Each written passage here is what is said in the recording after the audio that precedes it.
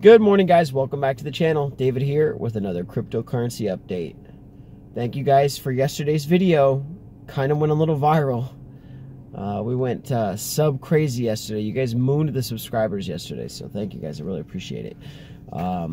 Today's video, I want to try and kind of stay in line with the things that we're discussing over the last couple days, which is just to really attempt to enjoy this market. And with everybody trying to ridicule or take down the predictions of the Bearableguy or the Ripple Riddlers, I think it's important for us to take into account a couple of things before we get into some of the exciting numbers. I know some people were questioning the calculations that I did in yesterday's video, and I'm kind of realizing that everybody's going to be getting information and sources from different places. The exchanges are going to be giving you maybe a chart without incorporating a specific volume, or that just doesn't have all the bits to the puzzle. And so we might not always be looking at the same information. So when I come up with calculations, I wanted to just try to be a general kind of, let's just enjoy this and have fun with these calculations. And that's what they are. Speculation is not calculation. They are different things, okay? Speculating into what something could be or do versus calculating a potential or an availability at profit, they're two different things, okay? So the two things I want to discuss before about Ripple Riddler and Bearableguy is, number one, neither one of them have ever given an interview, okay? I don't think any of you are going to send me a link that says, here's the interview where Bearableguy is saying 589 and exactly why and how, or a video of Ripple Riddler saying exactly why he put the cane or the stars in the clock and the hands. No. Okay, that doesn't exist. That's why these guys, that's why they're followed by a lot of conspiracy theorists like us, you know, that are trying to speculate as to what these messages mean. That's one thing to keep in mind. I mean, what if 589 and what if the flags and what if the buildings and everything and all these different messages that are coming out, what if that means 589 times a specific price instead of just 589 as the price? Okay, so you have to understand there might be things going on that we're not really piecing the puzzle together correctly. But I am excited to continue to have a little bit of fun running towards the XRP as being able to save the financial and industrial world, and then obviously taking all of us along for the ride. But if we get into how we can get to numbers like $589, which to a lot of us sounds extremely asinine. I mean, it just sounds like hocus pocus. Unless you were to know how these calculations were coming about. I might calculate it a specific way. Bearableguy or DM Logic or Alex Cobb, they all might be calculating it a different way. But that's all right. That doesn't make my way correct or their way incorrect. It definitely doesn't make my way correct, okay? Remember that. What I'm saying is probably not going to end up being true. If it does end up being true, congratulations to all of us, if you happen to listen to the advice I'm giving myself. Swift, on a day-to-day transaction basis, transfers, if you would have taken a guess how much money they transfer, knowing that the United States has a debt sheet of $22 trillion over its entirety of existence, Swift has daily transfers of $5 trillion, okay, whether it be through banking transfers or ACH or their messaging system, okay? So if we were to take over 15%, and this is where a lot of calculations come from. And like I said, calculations are not speculation, because it's not speculating. You're basically just looking at an entirety of a class or the total number of money that moves from one place to another based on a certain system. And there's other systems than Swift that exist, but they're smaller systems. So we're going to go with Swift. If we took over 15% of the daily transactions that took place on Swift's network, that would be through my calculations, and it might be wrong, a $291 XRP, okay? If we took over 5% of that daily volume, that would be $97, and that would be $250 billion in daily volume, as long as you're transferring that through XRP or using the distributed ledger technology. Okay, so like we said, Swift does 5 trillion a day. All right, 15% of that is $750 billion a day in volume. Okay, so if you were to just send that volume straight through the XRP and the distributed ledger, and you use the same fluctuation in price that happened on September 19th of this year, 2018, which I don't know if you guys were paying attention.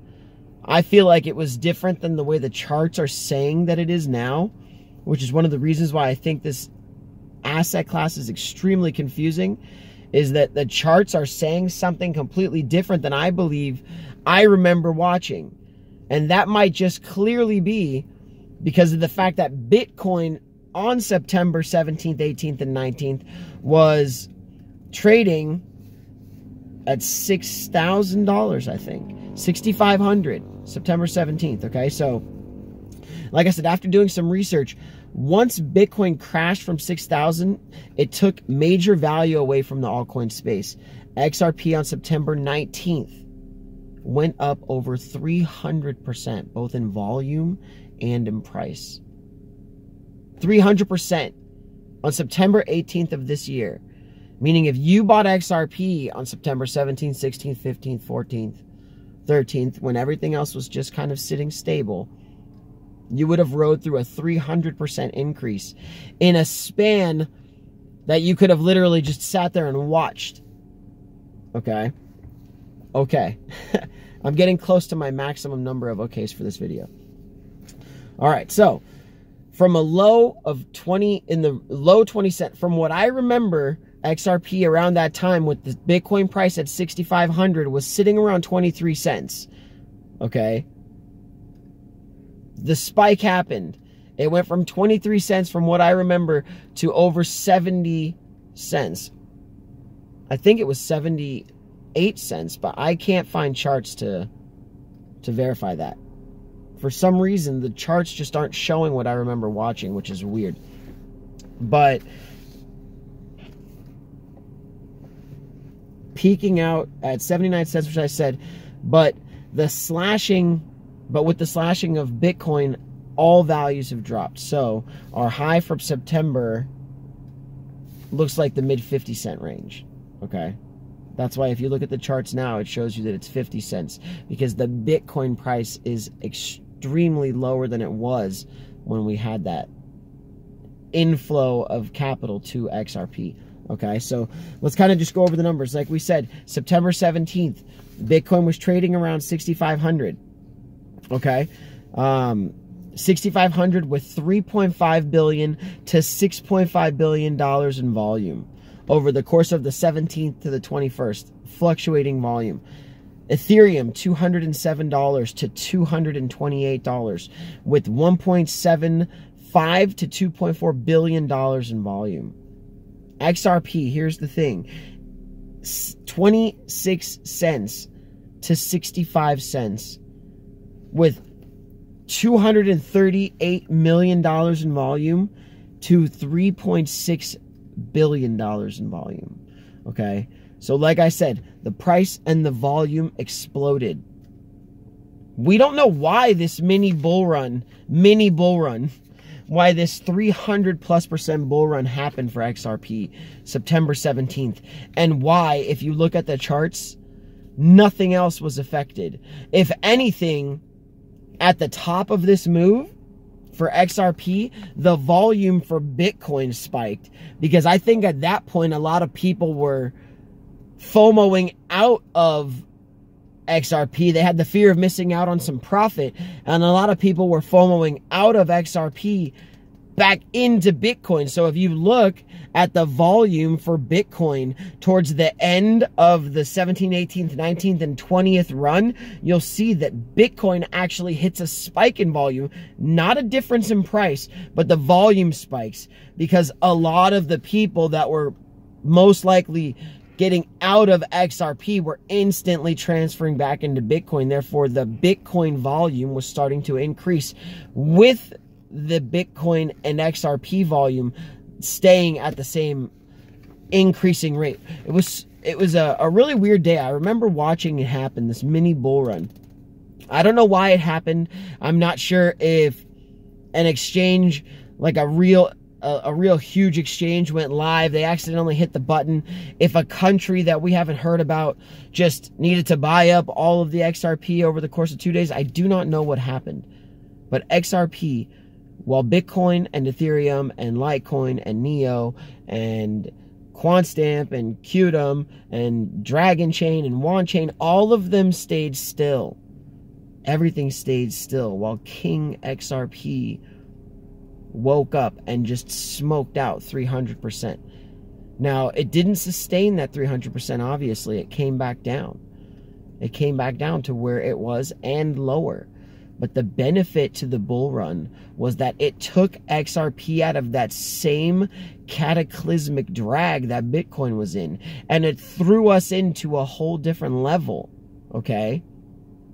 First of all, it gave some of you a bit of profit, which is a great thing. For anybody who's studying the charts, first of all, you shouldn't study these charts because they're so inconsistent. Unless you were looking at like a huge big picture, where you were just trying to look at the systemic trend patterns that might exist, even though those trend patterns break sometimes, and we don't always get the bull run to instantaneous bear and then back to bull. I mean, sometimes these things drag out like we see, or sometimes they just are like the light flip of a switch, where as soon as you hit it, it goes. All right, 300% in one day. The question is, if it had kept going, which one of the reasons that I remember sitting there, if you made it to this point in the video, tell me in the comment section, because I remember sitting there and it didn't bring my XRP valuation back to even. I had told you guys that I was down 75%, but this 300% increase had brought me as close to level and as close to not being down as any person outside of this space would have ever expected me to be able to get to, with how far my valuation had dropped. It only needed to go a little bit more and I would have been even. And so the temptation, seeing the valuation go up that high, the temptation for me to sell out, and then now subsequently looking at the decrease in the valuation, sure, I should have sold out. Hindsight is always 20/20. You're always going to know that better move once it has come and gone. Once you've already missed it, are you going to say, damn, I could have, I should have, and I would have, and I was going to. I was going to. I literally, if I could explain it to you, I was sitting there in my office and I had it all set up to sell and to try and tether and to do blah, blah, blah. And I had just remembered back to every single time I had done that before. And I've told you guys this. Every time that I myself, as a person that pulls no strings and has a very small bag and makes no decisions in the decision-making process, I was so scared that every other time that I had done this, it had literally just turned the other way. That I knew that I, as the little guy on the totem pole, have very little opportunity to make the buys and make the sells. It would have been a great sell. It would have been a hero move. No question. It's possible that the hero move is not selling as well. So we gotta really, really play this out. Think about what all of your options are, okay? Think about where your maximum potentials lie, and think about where your maximum deficits lie.